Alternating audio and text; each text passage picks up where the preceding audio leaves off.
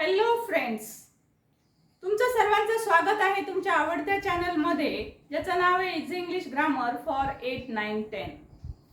इंग्रजी वाचायला आणि लिहायला आपण शिकत आहोत आणि तेही अगदी बेसिक पासून, झिरो पासून. आपल्याला काहीच येत नाही पण आपल्याला इंग्रजी लिहायला शिकायचं आहे. स्टुडंट्स आणि पॅरेंट्स सर्वांसाठी मी हा अतिशय महत्त्वाचा असा आजचा सेशन घेऊन आलेले आहे. आजचा सेशन जर तुम्ही पूर्ण कंप्लीट व्यवस्थित पाहिलात तर तुम्हाला अगदी इंग्रजी लिहिता येणार म्हणजे येणारच आहे. सो इंग्रजी जर तुम्हाला पूर्णपणे लिहायला शिकायची असेल तर आजचा हा व्हिडिओ सुरुवातीपासून शेवटपर्यंत नीट पाहायचा आहे. म्हणजे तुम्हाला इंग्रजी कुणालाही, अगदी कुणालाही, मग तो लहान मुलगा असो किंवा कोणी जॉब करणारे असोत किंवा हाऊसवाईफ्स असोत, कोणीही असोत, जो कोणी इंग्रजी लिहायला शिकू इच्छितो ते पण बिना ग्रामरचं शिकत आहोत. आपण ग्रामरचा कुठल्याही एकाही बिटचा मी अजून उल्लेख केलेला नाही आहे. अर्थात आपण अगदीच बिना ग्रामरचं शिकू शकतो असं नसतं. ग्रामरची मदत तर आपल्याला घ्यावीच लागत असते, परंतु खूप काही ग्रामरचे शब्द न आणता किंवा कमीत कमी ग्रामरचे शब्द वापरून आपण हे सर्व शिकत आहोत. बेसिकली पहिले तर असं वाटत असतं सर्वांना की नाही, आम्हाला इंग्रजी लिहिता येत नाही. तर न लिहिता येणाऱ्यांसाठी हा व्हिडिओ आहे. ज्यांना येत नाही त्यांना सुद्धा आज इंग्रजी लिहिता येणार आहे. सो व्हिडिओ शेवटपर्यंत नीट पाहत राहा. कोणती अशी टेक्निक आहे, कोणत्या अशा ट्रिक्स आहेत की ज्याच्या सहाय्यानं, आणि बघा आजचा हा व्हिडिओ असा आहे की हा सगळ्या इंग्रजीचा, संपूर्ण इंग्रजीचा हा सार आहे. आजचा व्हिडिओ जर तुम्ही व्यवस्थितरित्या पाहिला आणि आजचा हा सेशन जर तुम्ही व्यवस्थित पक्का केला, पक्का म्हणते आहे मी, you have to practice a lot. मेहनतीशिवाय काहीच पॉसिबल नाही आहे. परंतु आजचा व्हिडिओ जर तुम्ही पक्का केलात तर मात्र तुमचं इंग्रजी 100% पक्क झालंच समजा. तुम्हाला इंग्रजी इतकं छान लिहिता येईल फक्त आणि फक्त आजच्या एका व्हिडिओमुळे. चला तर आता जास्त वेळ न घालवता पाहूया आपण आजच्या सेशन मध्ये आपण काय शिकणार आहोत. तर स्टुडंट्स, अतिशय धमाकेदार असा हा व्हिडिओ होणार आहे, कारण संपूर्ण इंग्रजी आपल्याला आपल्या मुठीत करायची आहे, आपल्या एका मुठीमध्ये आणायची आहे. आणि हो, आजच्या ह्या एकाच व्हिडिओमुळे हे पॉसिबल होणार आहे. सो त्यासाठी आपण काय करणार आहोत तर एकच गोष्ट करायची आहे. तुम्हाला आय सोबत तुम्हाला मैत्री करायची आहे. एक नवीन फ्रेंड मी तुमच्यासाठी आणलेला आहे असं समजा. हा नवीन जो फ्रेंड आहे त्याचं नाव आहे आय. या आयशी तुम्ही मैत्री करा आणि मग बघा इंग्रजी लिहिणं किती सोपं आहे. चला तर बघूया कशी करायची आहे आय सोबत मैत्री, आणि ह्या आय सोबत मैत्री केल्यानंतर इंग्रजी लिहिणं किती सोपं जाणार आहे. स्टुडंट्स आणि पॅरेंट्स, या पद्धतीनं कदाचितच पहिलाच असा एक आपल्या YouTube चॅनलवरचा हे एक असा व्हिडिओ असणार आहे, असं हे आपलं सेशन असणार आहे की ज्यामध्ये या पद्धतीनं मराठीतून इंग्रजीमध्ये आपण कशा पद्धतीनं लिहायला पाहिजे ते आपण शिकवत आहोत. ते मी तुम्हाला मराठीतनं सांगते आहे. चला तर आईशी मैत्री करूया आणि बघूया इंग्रजी आपल्याला मुठीमध्ये करता येते का. आणि स्टुडंट्स, मला नक्की खात्री आहे तुम्हा सर्वांना सुद्धा आज इंग्रजी मुठीत करता येणार आहे.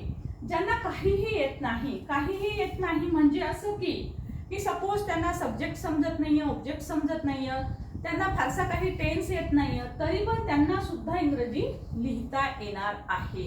कसं ते बघूया. तर बघा, मी सांगितलं तुम्हाला टायटल आहे आपलं की आय शी मैत्री करा. तर आय काय आहे तर आय म्हणजे मी. सो या आय सोबत आपण मागील 2 सेशन पाहिले. आजचा आपला क्लास 3 आहे. मागच्या 2 सेशन मध्ये मी तुम्हाला खूप साऱ्या बेसिक गोष्टी सांगितल्यात.